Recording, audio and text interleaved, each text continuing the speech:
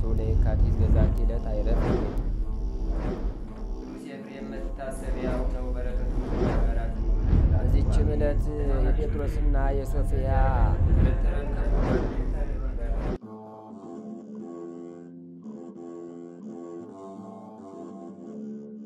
በስመ አብ ወወልድ ወመንፈስ ቅዱስ አሐዱ አምላክ አመሰብኡ ለጥቅምት በዛቲ ዕለት አይረፈ አብ ቅዱስ አባ ባውላ።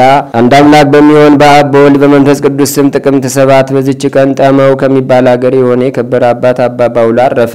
ይህም ቅዱስ ከታናሽነቱ መስተጋድል መነኩሴ የሆነ የሚኖረውም በላይኛው ግብጽ ባለ በእንጽና ገዳም ነው። ስሙ ሕዝቅኤል የሚባል ረድ አለው።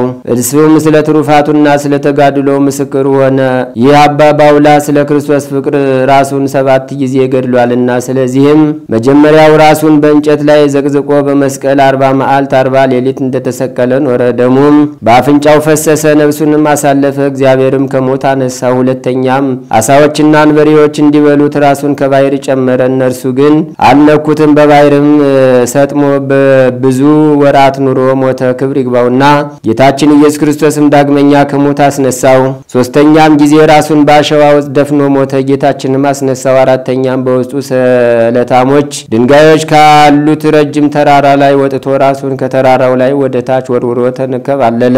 የተሳሉ ድንጋዮችም በስጋው ሁሉ ገብተውበት ሞተ። ረድኡም ያለቅስለት ነበረ። ጌታችንም መጥቶ ከሞት አስነሳው፣ አጽናናውም። አምስተኛ ከረጅም ዛፍ ላይ ወጥቶ ከስለታም ድንጋይ ላይ ራሱን ወረወረ። ከሁለትም ተከፈለና ሞተ። ያን ጊዜም ጌታችን አስነሳው።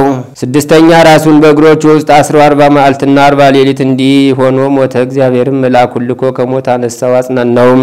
ሰባተኛ ከውሃ ጉድጓድ ውስጥ ገብቶ እጆቹን ዘርግቶ 40 መዓልት 40 ሌሊት በመቆም ሞተ። ክብር ይግባውና ጌታችንም አስነሳው። እንዲህም ብሎ አጽናናው። ወዳጄ ባውላ ሆይ ራስን 7 ጊዜ እስከምትገድል ድረስ ሰውነትን አደከምክ። እንግዲህ ድካምህ ይብቃ። አባ ባውላም ለመድኃኒታችን እንዲህ ብሎ መለሰለት። ጌታዬ ወይ ስለከበረው ስምህ ደክም ዘንድ ተወኝ። አንተ አምላክ ስትሆን ስለኛ በመከራ ደክመ ስለ ሰው ወገን ሞትክ። ለኛ ይህ አይገባንም ነበር። በቸርነትህን የማዳንህን ስራ ሰራህልን እንጂ። ጌታችንም ካጽናናው በኋላ ከእርሱ ወደ ሰማይ ወጣ። ከዚህም በኋላ አባ ብሶይ ወደ ንጽና ገዳም ሄዶ ከአባ ባውላ ጋር ተገናኘ። ጌታችንም ለአባ ባውላ ተገልጾለት ስጋ ከአባ ብሶይ ስጋ ጋር በአንድነት ይኖር አለው። ሁለቱም ባረፉ ጊዜ ስጋቸውን በአንድነት አኖሩ። ወገኖቹም የአባ ብሶይን ስጋ ወደ አስቄጥስ ገዳም ሊወስዱ በወደዱ ጊዜ በመርከብ ጫኑት። መርከቢቱ ግን መንቀሳቀስ እምቢ አለች። ከዚህም በኋላ ተመልሰው የአባ ባውላን ስጋ አምጥተው በመርከብ ላይ ጫኑት። ያን ጊዜ መርከቢቱ ተጓዘች። እንዲሁም የቅዱሳኑንም ስጋቸውን ወደ አስቄጥስ ገዳም አድርሰው በአባ ብሶይ ቤተክርስቲያን ውስጥ በአንድነት አኖሩ። እስከዛሬም በዚያ ይኖራሉ። ለእግዚአብሔር ምስጋና ይሁን፣ እኛንም በቅዱሳን ጸሎት ይማረን፣ በረከታቸውም ከኛ ጋር ትኑር ለዘላለሙ። ሰላም ለርእስከ ዘመንፈስ ቅዱስ አጽናአ ከመትሰቀል ቁልቁዲተ መጠነ መዋዕል 40 ባውላ ጻዲ ዘትጼንቋ ውስተ ገድል ወጽኑ ዛልቦ ምምአ ወደቀ ሰብአ ወተንሳኢ ከሰብአ። በዚህችም ቀን የቅዱሳን ሰማዕታት የሚናስና የሃናሲ መታሰቢያቸው ነው። በረከታቸውም ከኛ ጋር ትኑር ለዘላለሙ።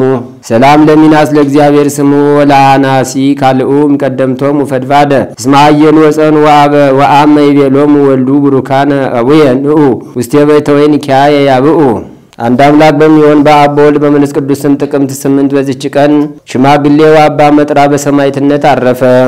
በዚህችም ቀን ዳግመኛ ቅዱስ ባኮስና ቅድስት በላግያ በሰማዕትነት አረፉ።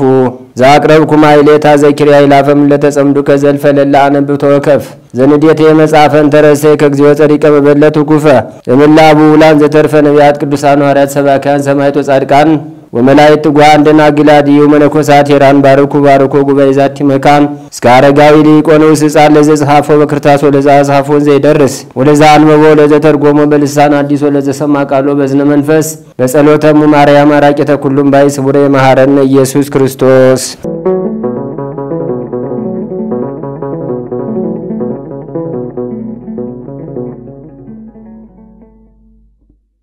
ተአምሪሆሙ ለአብ ወወልድ ወመንፈስ ቅዱስ በረከቶሙ ወሳይለ ረድኤቶሙ ይሃሉ ምስለ ኩልነ ህዝበ ክርስቲያን ለዓለም ዓለም አሜን። በረከታቸው ረድኤታቸው ከሁላችን ከህዝበ ክርስቲያን ጋር ይሁንና የአብ የወልድ የመንፈስ ቅዱስ ተአምር ይህ ነው። ገባጦን በሚባል ሀገር አንድ ሰው ነበረ። ያም ሰው እግዚአብሔርን የሚፈራ ጻድቅ ነበረ። በጎ ሥራ መስራትንም ይወድ ነበር። የአብ የወልድ የመንፈስ ቅዱስንም ዝክር ለማድረግ ይቸኩል ነበር። ከዕለታት በአንድ ቀን ቤተሰቦቹ የአብ የወልድ የመንፈስ ቅዱስ በጎች ከበጎች ለዩ አላቸው። በተስካራቸውም ቀን ይታረዱ ዘንድ ይህንን ከተናገረ በኋላ በጎችን አሰማራቸው። ለሥላሴ ከሰጣቸው በኋላ እነዚህ በጎች እጅግ በዙ። ወደ በረሃ በተሰማሩ ጊዜ ነብር መጥቶ ከአብ ከወልድ ከመንፈስ ቅዱስ በጎች ለይቶ አንዲቱን በግ ይዞ ሊበላት ወዶ ሳለ አብ ወልድ መንፈስ ቅዱስ ከለከሉት። በበጊቱ ጠጉር አንዲት እንኳን አላጠፋም። ሂደህ ይህችን በግ ጠብቃት አሉት። የጥርስህንም ኃይል ይድከም። ወደ ማደሪያውም ወሰዳት። እነዚያ በጎችም ከመወሰዳቸው በኋላ ከተሰማሩበት ወደ ማደሪያቸው ገቡ። ጠባቂዎቹ የበጊቱን ባለቤት በግን ነብር ወሰዳት አሉ። ያም ሰው በሰማ ጊዜ ተአምራትን የሚያደርጉ ናቸው ተብላችሁ አትጠሩም ብሎ ጮኸ። ገንዘባቸውን መጠበቅ አይቻላቸውም። እኔም ከእንግዲህ አልማጸናችሁም፣ ነፍሴን አታድኗትም፣ በእግዚአብሔር ያመነ ያድነው ብሎ ነቢይ እንደተናገረ ከዚህ በኋላ ስማችሁንም አልጠራም። ይህንን ከተናገረ በኋላ ያን ጊዜ አብ ወልድ መንፈስ ቅዱስ በዚያ ነብር ወርደው በእግሯ እንድትሄድ ያችን አንስተህ ተሸከማት አሉት። ያ አውሬ አንስቶ በጫንቃው ተሸክሞ ሲሄድ ከከተማው በር ደረሰ። በጋችሁንም ተቀበሉኝ ብሎ ጮኸ። ምክንያቱም አብ ወልድ መንፈስ ቅዱስ ከተከተሉኝ ተሸክሚያ ሲሄድ ከእርሷ ላይ አንዲት ጠጉር እንኳ አልነጨም። ለመብላትም ሲቸኩል አብ ወልድ መንፈስ ቅዱስ አይተው ገሰጹኝ። ገንዘባችንን ለምን አመጣህ? ወደ ቀደመ ማደሪያዋ መልሳት አሉኝ። ይህንን ባሉኝ ጊዜ ተሸክሜ ወደ እናንተ መጣሁ። ከእንግዲህ ወዲህ ግን ስለ እኔ ለምኑልኝ፣ በእኔ ላይ መቅሰፍት እንዳይገኝብኝ፣ በላዬ ላይ እሳት እንዳይወርድብኝ። ጉርማን ሆነው አይቻለሁና አራያቸውንስ ምን ቤትስ ይችለዋል? ይህችን በግ አርጄ ልበላት በወደድኩ ጊዜ አፌ ተዘጋ። በጊቱም ለማየት አይኖቼ ታወሩ። የበጊቱንም ጠጉር እንዳይዳስሱ እግሮቼ ታሰሩ። ይህንም ነገር በሰሙ ጊዜ ሕዝቡ ፈጽመው አደነቁ። ከዚህም በኋላ ያችን በግ ተቀብለው ሥላሴን አከበሩባት። ያ ሰው ግን ክራቸውን ያደርግ ዘንድ ወደደ። ኃላፊ ከሚሆነው ከዚህ ዓለም በሞት እስኪለይ ድረስ መንግሥተ ሰማያትም እስኪገባ ድረስ ከነብር ያዳናትን እግዚአብሔርን አመሰገነ። ልጆቿ እስከ ዛሬ ድረስ አሉ። ለአብ ለወልድ ለመንፈስ ቅዱስ ዝክርም ያርዷቸዋል። በረከታቸው ይቅርታቸው ከሁላችን ጋር ይሁን ለዘላለሙ አሜን። በአብ ፈቃድና በመንፈስ ቅዱስ ፈቃድ መጥቶ ሰው ሆነ ያዳነን አምላካችን ክብር ምስጋና ለስሙ ይሁን። ያንን ግንብ የክፋት የአመስ ግንብን ሥላሴ አፈራረሱት፣ በንፋስ አፈራረሱት ይላል። በዚህ ሁኔታ ዛሬ ግንቡ የፈረሰበት ቋንቋ የተደበላለቀበት ዕለት ነው። በዛ ደስ ብሏቸው ስለኛ እግዚአብሔርን አመስግነውታል። ስላዩት ጌታን በአካል ስላዩት ደስ ብሏቸው አመስግነዋል። አዳም ኮነ ከማሃዱ እምኔነ የአምር ሰናየ ወእኩየ ዘፍጥረት ምዕራፍ 3 ከቁጥር 22 ላይ አዳም ከኛ እንደ አንዱ ሆነ፣ ክፉና መልካምንም ለይቶ አወቀ። አሁንም እጁን ወደ ሕይወት ዛፍ ወስዶ ለዘላለም ሕያው ሆኖ እንዳይኖር የምትገለባበጥ ሱራፊን እናስቀምጥ አለ ይላል። ስለ ቃሉ ስሙ የተመሰገነ ይሁን። አዳም ከኛ እንደ አንዱ ሆነ። ይህንን የተናገረ እግዚአብሔር ራሱ ነው። ከሶስቱ አካላት አንዱ አካል ወልድ በልዩ አካሉ መጥቶ ስጋ ለብሶ መገለጡንና ስጋ ለብሶ የሰው ልጆችን ማዳኑን አስቀድሞ ትንቢት ሲናገር ኮነ ከማሃዱ ምኔነ ከኛ እንደ አንዱ ሆነ አለ። በጎና ክፉ አወቀ አለ። በጊዜው ዕፀ በለስን በልቶ በገነት አዳም አባታችን ያችን ዕፀ በለስ ከበላ በኋላ መልካምና ክፉን ለይቶ አላወቀ። ለ7 ዓመት በገነት ውስጥ ሲኖር እግዚአብሔርን መላእክትን መስሎ ከመላእክት ጋር ያመሰገነ በንጽህና በቅድስና ይኖር ነበረ። ንጽሐ ጠባይ ነበረው። በዛ በሰላም ይኖር የነበረ አዳም ከ7 ዓመት በኋላ በምክረ ከይሲ በጠላት ምክር ያቺን ዕፀ በለስ በልቶ ክፉና ደጉን ለያለ። ከኛም እንደ አንዱ ሆነ አለ። ክፉና በጎ የሚስማማ ስጋ የሰው ስጋ መቃብያን 3ኛ ላይ ምንድነው የሚለው?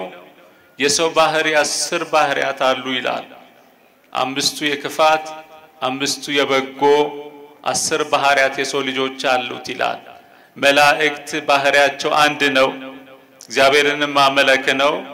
እግዚአብሔርን ማገልገል ነው። በንጽህና በቅድስና መኖር ነው። የሰው ልጆች ግን ባህሪያቸው 10 ነው ይላል። የክፋት የበጎነት ቀን በጎ ብናስብ በጎ ብንሰራ ሌሊቱን ደግሞ ክፋት እንሰራለን። ዛሬ በጎ ብንሆን ነገ ክፉ እንሆናለን። ባህሪያችን እንዲህ የተቀያየረ ነው። ክፉና በጎን አወቀ አለ። ክፉና በጎን የሚያቅ ሰውነት ለኃጢአትም ለጽድቅም የሚስማማ ስጋን ሊለብስ ወልድ ኢየሱስ ክርስቶስ የእግዚአብሔር ልጅ ረቂቅ መለኮት በዘባነ ኪሩቤል በክብር ሲቀመጥ የነበረ በመላእክት ምስጋና በክብር ይኖር የነበረ ያንን የመላእክትን ማህሌት የመላእክትን ዝማሬ የመላእክትን አገልግሎት ትቶ ራሱን ዝቅ አድርጎ ባሪያ መስሎ ያገልጋዩን ባህሪ ለብሶ ስጋ ለብሶ ተገለጠ። ክብር ምስጋና ለአምላካችን ይሁን።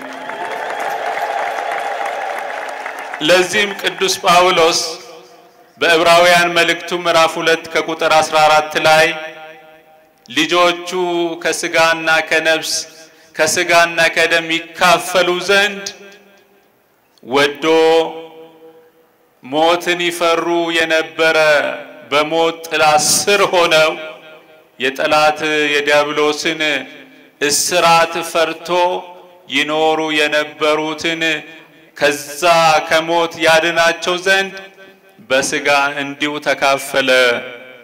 እሱ የአብርሃምን የመላእክትን ተዘምዶ ወይም የመላእክትን ስጋ ሳይሆን የለበሰ ተዘምዶቱን ከአብርሃም ስጋ ተካፈለ።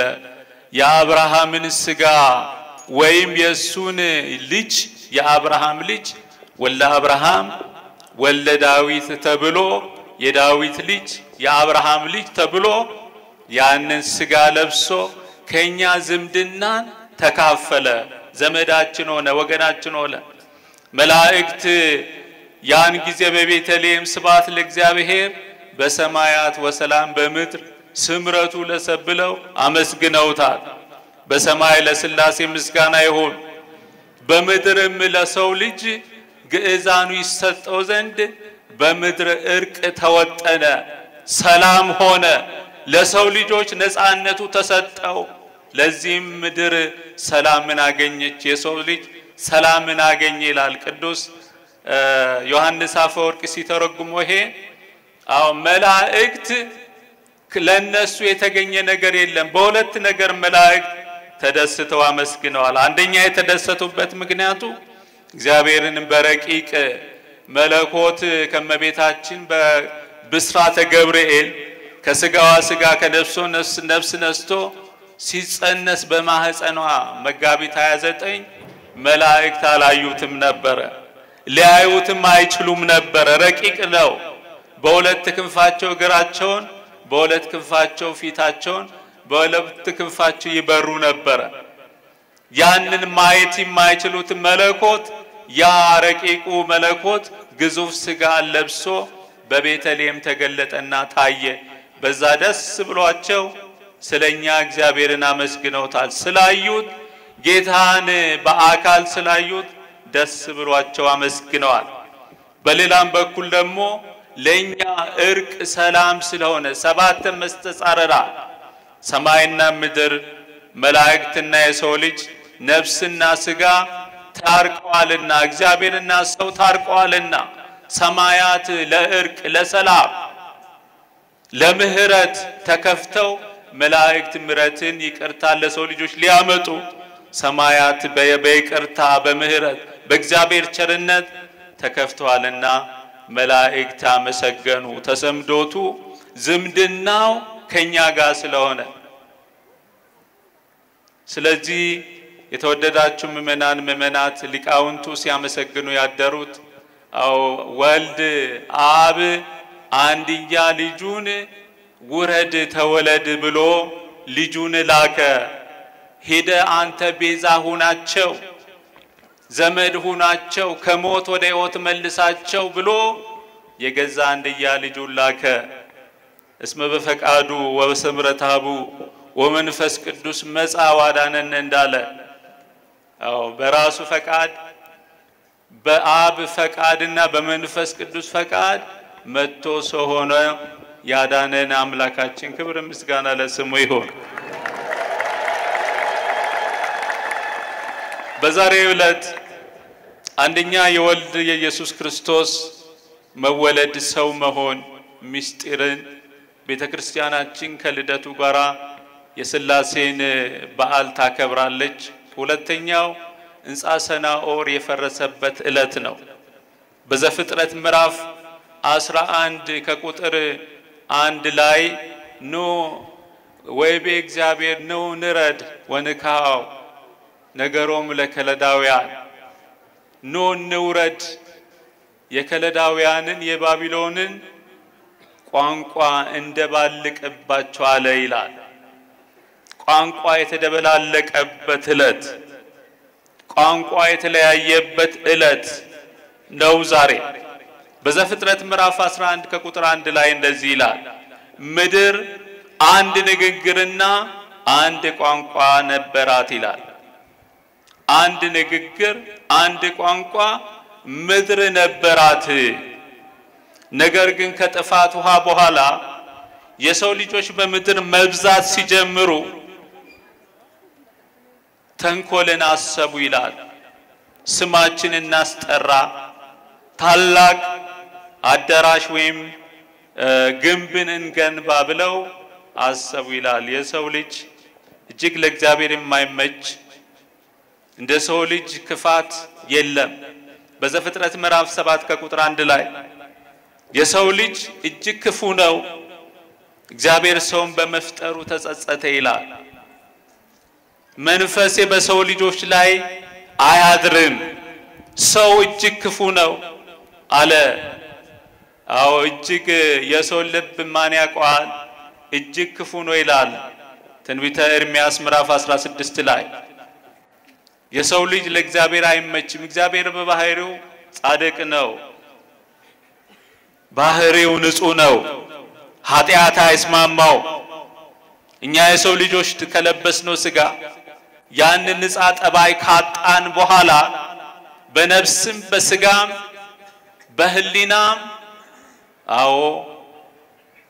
መንተን ርኩሰት አግኝቶናል በነፍሳችን በስጋችን በህሊናችን በሐሳባችን ንጻሃ ጠባይ ነበረን ያን ክብር ካጣን በኋላ ከመላእክትም አንሰን ከነሱ አብልጦ ፈጥሮን በአርአያው በምሳሌ ፈጥሮን ለእግዚአብሔር ማንመቸው ነው ስለዚህ እግዚአብሔር ምን አለ የሰው እድሜ ማቱሳላ 960 ዓመት ነበርና ወደ 720 ይሁን ብሎ የሰው እድሜ ተቀነሰ ይላል በዚህ ሰዓት ከጥፋት ውሃ በኋላ ሰዎች በዙ ለእግዚአብሔር ሳይመቹ ቀርተው እስከ ሰማይ የሚደርስ ፎቅ እንስራ ከዛ በኋላም የእግዚአብሔርን መኖሪያውን እንፈትሻሉ።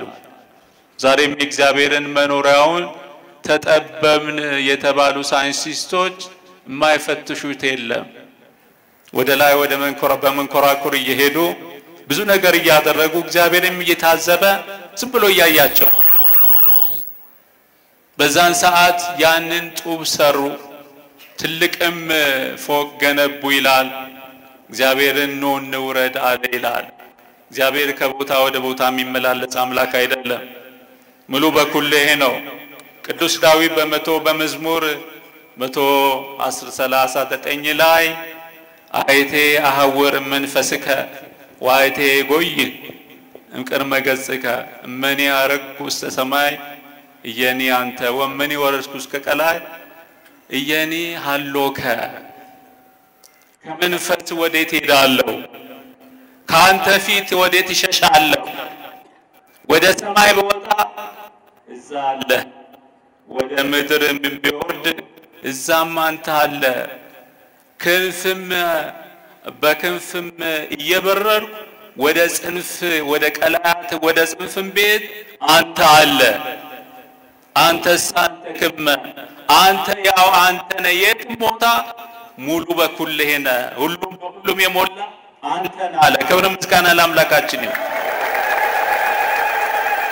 ያ በሙሉ ምልኡ የሆነ ስፉ ረቂቅ ዓለምን በመሃል እጁ የያዘ ጌታችን ኢየሱስ ክርስቶስ መጥቶ ሰው ሆኖ በባህሪያ መልክ ተገልጦ እኛን ስለማዳኑ ቅዱሳን ወይም ሊቃውንቱ እግዚአብሔር ዓለምን ከፈጠረበት ይልቅ ሰው ሆኖ የተገለጠበት ጥበቡ ይበልጣል ብሎ አመስግነውታል፣ አድንቀውታል። ሰው የማይሆነው መሆን የማይገባው ቅዱስ ጳውሎስ በፊልጵስዩስ ምዕራፍ 2 ላይ እግዚአብሔር የሚያስመስል ባህሪ ያለው ከእግዚአብሔር ጋር ከአባቱ ጋር የሚተካከል ክብር ያለው እሱ ራሱን ዝቅ አድርጎ የባሪያ መልክ ለብሶ ወዶ ተገለጠ፣ እስከ መስቀልም ድረስ የታዘዘ ሆነ አለ። አምላካችን ስለወደደን ስላከበረን እስከ ሞት ድረስ ፍቅሩን የገለጠልን ክብር ምስጋና ለስሙ ይሁን። በዚህ ሰዓት ኑ እንውረድ። እግዚአብሔር እዛ ሆኖ አየ። ሰዎች ከተማን ሰሩ፣ ትልቅ ግንብም ገነቡ። ከዛ በኋላ ጦር ይወረውሩ ነበረ ይላሉ ሊቃውንቱ። አዎ ደም እያስመሰለ ጫፉ ላይ እየቀባ ይመልስላቸዋል።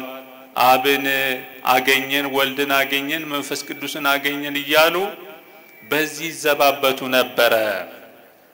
በዚህ ሰዓት እግዚአብሔር መጣ። የማይሳነው አምላክ ቋንቋን የፈጠረ ድምፅን የፈጠረ በነፍስ ቋንቋ በሚገርም ሁኔታ አዎ በልብና በጉሮሮ መካከል ነፋስን ሕይወትን ሶስት ነገሮችን ከሌለ ድምፅ ሊወጣ አይችልም። አንዱ ልብ ነው። ሁለተኛው ምንድነው? ኦክሲጂን ምን ተነፍሰው ንፋስ። ሶስተኛ በጉሮሮአችን ውስጥ ያ ድምፅ እንዲፈጠር ይሄን የፈጠረ እግዚአብሔር ነው። አዎ በዚህ ሰዓት ቋንቋ ሁሉ ተደበላለቀ።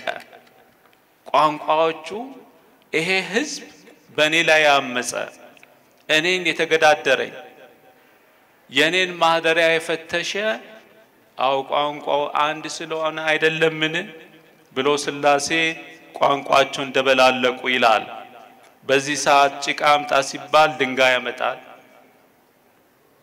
እንጨት አምጣ ሲባል ሌላ ያመጣል። ቋንቋቸው ስለተበላለቀ እነርሱም እርስ በርሳቸው ተጣሉ ይላል። በዛም ተበታተኑ ይላል። በዚህም እግዚአብሔር ንፋስን አምጥቶ ያንን ቦታ ገለባበጠው ይላል። ክብር ምስጋና ለእግዚአብሔር ይሁን።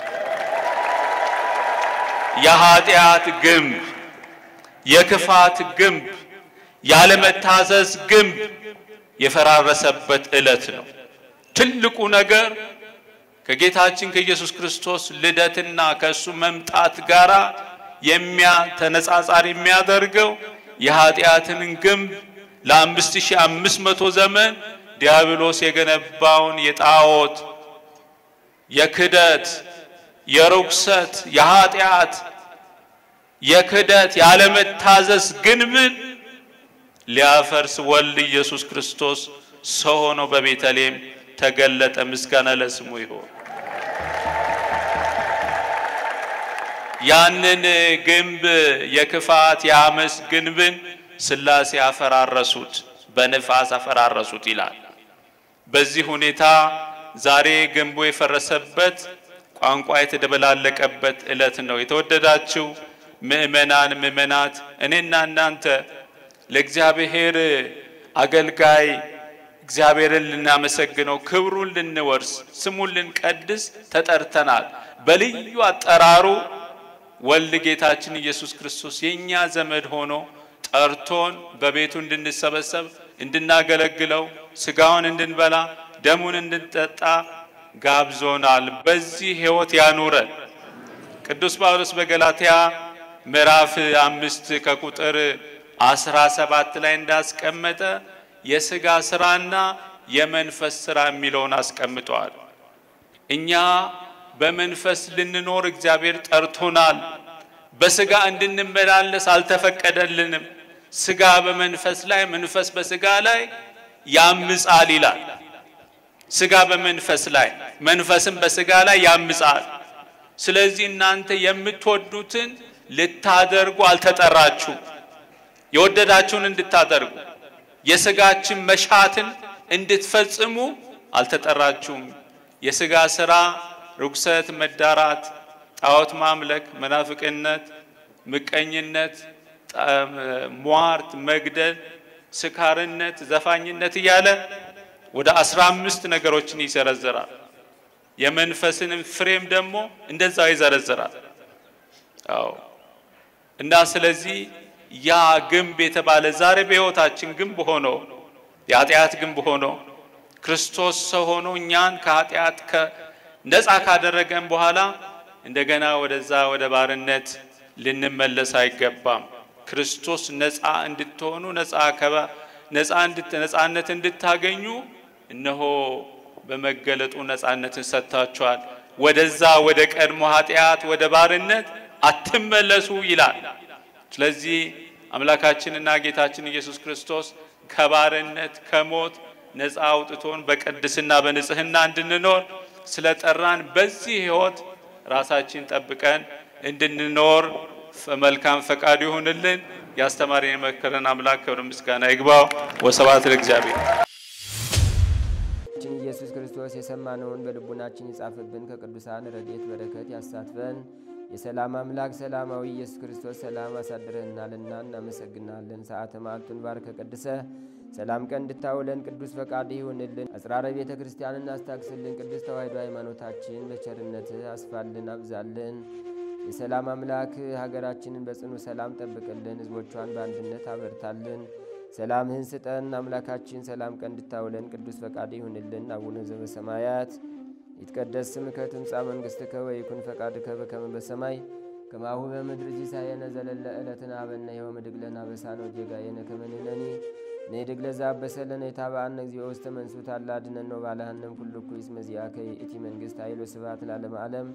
በሰላመ ቅዱስ ገብርኤል መልአክ ወእግዝእቴ ማርያም ሰላም ለኪ ድንግል በኅሊናኪ ወድንግል በሥጋኪም እግዚአብሔር ጸባዖት ሰላም ለኪ ብሩክት አንቲ እምአንስቶ ብሩክ ፍሬ ከርስኪ ተፈሥሒ ፍሥሕት ኦም ሊተጸጋ እግዚአብሔር ምስሌኪ ሰአሊ በጸልይ ምህረታ በፍቅር ወልኪ ኢየሱስ ክርስቶስ ከመ ይስራይ ለነ ኃጣውኢነ ተማኅፀነ ብኪ ኦ ተወካፌ ንስሐ ወሰራይ ኃጢአት ኢየሱስ ክርስቶስ ስራይ ኃጢአቴ ወኃጢአተ ኩሉ ሕዝብ ከማይሰራ ኃጢአት እግዚአብሔር ይፍታ።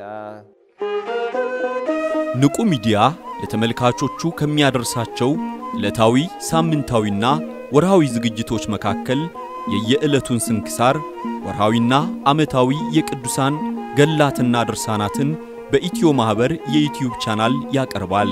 የየዕለቱን ስንክሳር ባሉበት ሆነው በማድመጥ እንዲሁም ወርሃዊና ዓመታዊ የቅዱሳንን ዜና ሕይወታቸውን በማድመጥ ከቅዱሳኑ በረከትና ረድኤት እንዲያገኙ ንቁ ሚዲያ የሁል ጊዜ ምኞቱ ነው። በየዕለቱ የሚለቀቁ ዜና ቅዱሳንን ላይክ፣ ሼር እና ሰብስክራይብ በማድረግ አገልግሎቱን ይደግፉ። ንቁ ሚዲያ ርቱ የቤተ ክርስቲያን ልሳን